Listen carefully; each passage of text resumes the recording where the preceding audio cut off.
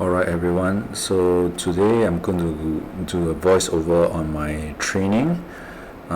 Today's session is going to be a snatch session, and we are going to work on some density snatch intervals. So it's going to be 4 minutes times 3 sets. So every 4 minutes you'll start a new set of snatches, and within each 4 minutes we're going to go for 20 snatch on each arm.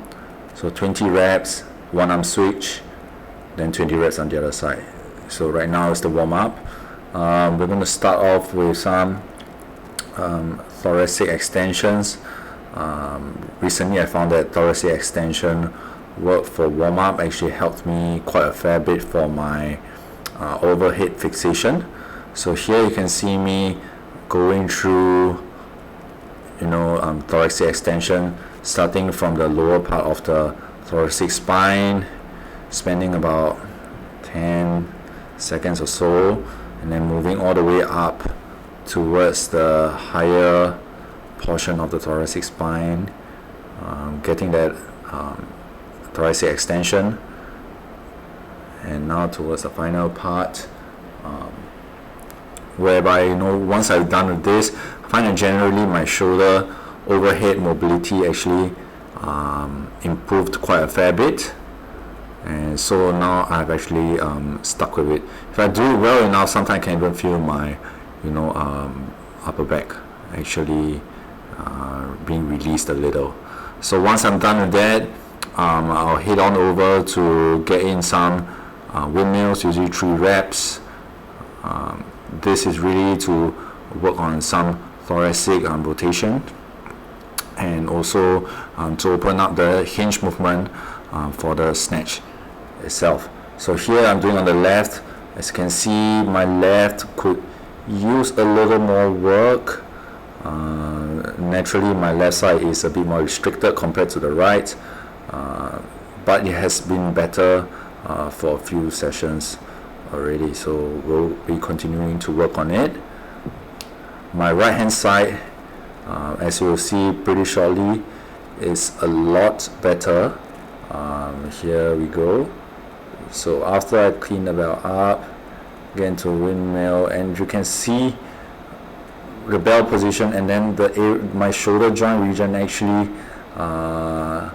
doesn't really, the shoulder is really, or rather the humerus is really in line with my body, which shows that my thoracic rotation is a lot better on my right arm as compared to my left side. And what I'll do is I'll usually try to hinge a little deeper to get a hinge work.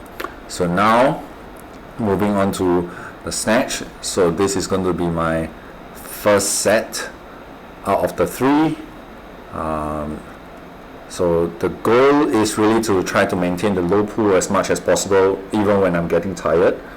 So yeah, here we go. So 20 reps per arm. So at the start, generally if you look at it, really what we're trying to do is to maintain the low pull. There is a little bit of rotation, but as you can see, as we move along like into the sets now, I drive my hips a little bit harder and the rotation seems to be lesser. I try to fixate a little longer as well for each rep, slowing the reps down. And really the overhead work actually has helped me quite a fair bit in finding my fixing point, and I find that just by slowing down that little bit, it actually gives me time to breathe and pace myself out a lot better. So every set itself actually takes me for 40 reps about close to 2 minutes. Okay, so about 140 or so, if I'm not wrong, which is a very good pace. So you can see that I'm fixating. I'm trying to drive my hips hard, especially towards the end of the set. I'm trying to drive it hard rather than relying on the arms, and that is what it's supposed to be like. So generally I'm pretty happy with that first set. After I'm done the first set, today is a little tired, but I managed to recover by the end of the 4 minutes to start the second set. So here we go for the second set. Okay, getting a little bit tired, so I didn't want to fixate that long right now. So the goal this time around is really to move a little bit faster, get faster cadence, but at the same time I still want to hit the full fixation, or rather to hit the correct point where I lock out vertically overhead, and I find that I'm able to do so here, and it's thanks to the continuous snatches, the one which I don't set the bell down and keep switching arm every 5 reps. That actually honed my overhead position quite a fair bit on top of all the mobility work that I'm doing. So as you can see here, I'm pretty satisfied with it. Also getting a little bit tired for sure, but we're still trying to drive hard with the hips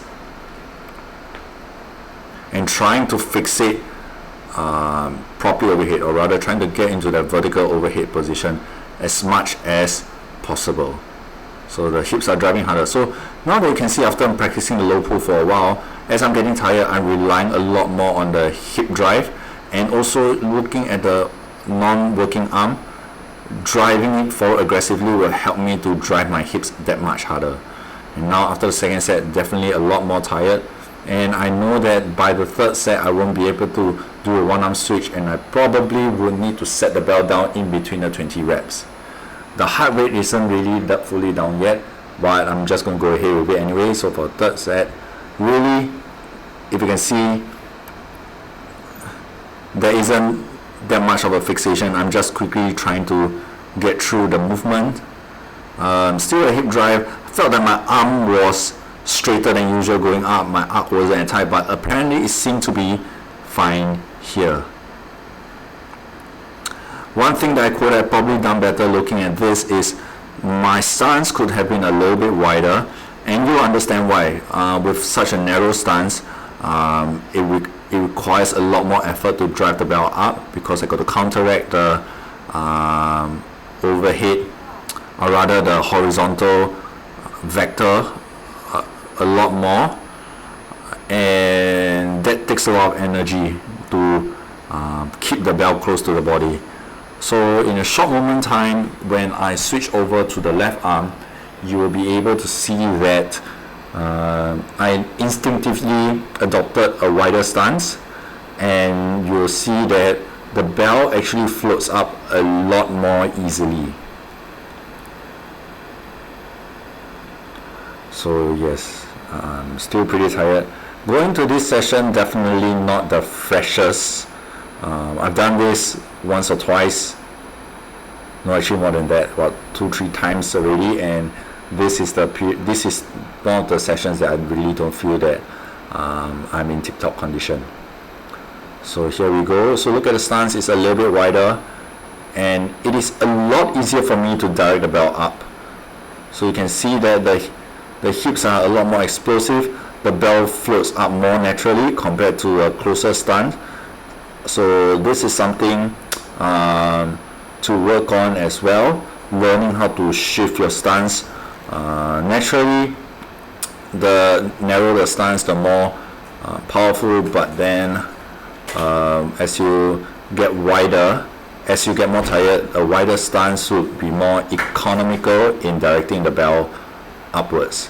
So as you can see, I'm already very tired, but I still managed to maintain that low pull. So yeah,